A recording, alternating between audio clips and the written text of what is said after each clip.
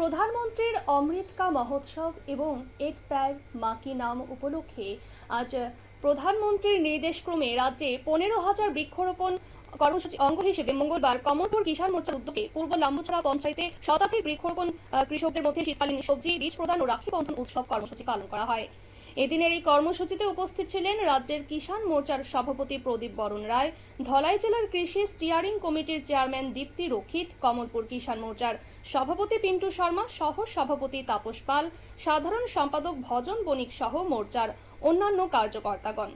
অনুষ্ঠান থেকে সংশ্লিষ্টরা কি জানালেন শুনুন।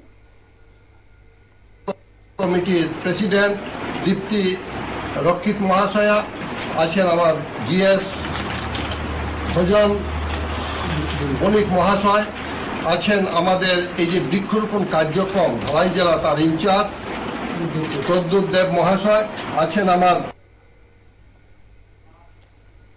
আপনারা শুনলেন সংশ্লিষ্টরা কি বলে।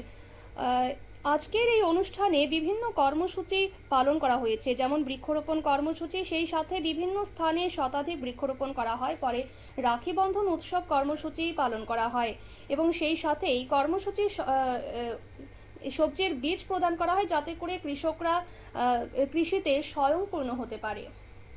নিয়ে নিচ্ছে ছোট্ট একটি বিজ্ঞাপন বিরতি, সঙ্গে থাকুন।